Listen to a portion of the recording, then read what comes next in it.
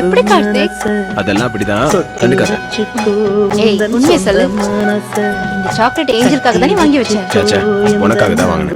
போய், இன்னைக்கு ஆத்துக்காரர் ரொம்ப மோசமான மூட்ல இருக்காரு. அப்படிதானே? மோசமான மூட்ல எல்லாம் ஒண்ணும் இல்ல. சூப்பர் மூட்ல தான் இருக்கு. அதுதான் பார்த்தாலே தெரியுதே. ஓ, நம்ம ரெண்டு பேருக்கும் சண்டை இல்ல. மறந்து போயிடுச்சு. சரிங்க, நான் உங்களுக்கு அட்வைஸ் பண்ணல. இல்ல, நிஜமாவே உனக்காக தான் வாங்கினேன். காட் ப்ராமிஸா உனக்காக தான் வாங்கினேன். ஏஞ்சலுக்கு வேற சாக்லேட் வாங்கி கொடுப்பேன். பொண்டாட்டி பார்த்ததும் மனசு மாதிரி சினிமா போலான்னு நினைக்கிறது ரொம்ப சின்ன பிள்ளைத்தனமா இருக்கு. இரு இரு, உன்னை நான் வச்சுக்கிறேன். அதான் கல்யாணம் ஆயிடுச்சுல, அப்புறம் எதுக்கு வச்சுக்கணும்? என்ன டபுள் மீனிங்ல எல்லாம் பேசுற?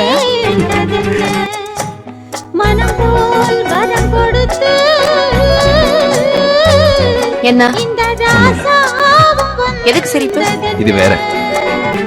பொண்டாட்டி கிட்ட கூட டபுள் மீனிங்ல பேசல. அப்படி நாமளும் தான் என்ஜாய் பண்றோம். ஒன்னா ஒரே வீட்ல இருக்கோம். இதை விட வேற என்ன வேணும்? ஒன்னா ஒரே வீட்ல இருக்கும், அவ்வளவுதான். ஆனா ஜாலியா இருக்கணும்னா சொல்லாத.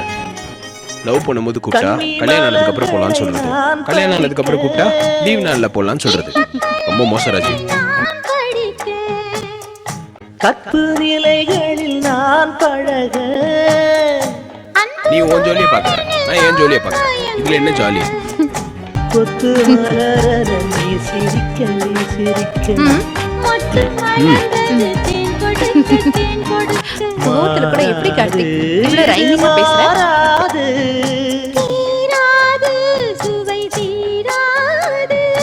ஆயிரம் நான் அழுதுருவேன். அப்படிதானே?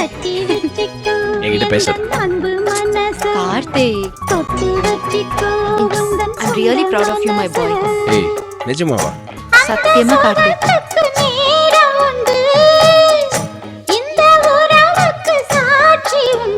ப்ராமிஸ்? தொட்டு தொடர்வது சொந்தமம்மா, தொட்டில் வரை வேலைக்கு நேரம் வந்து நீ கிளம்பு. அம்மா.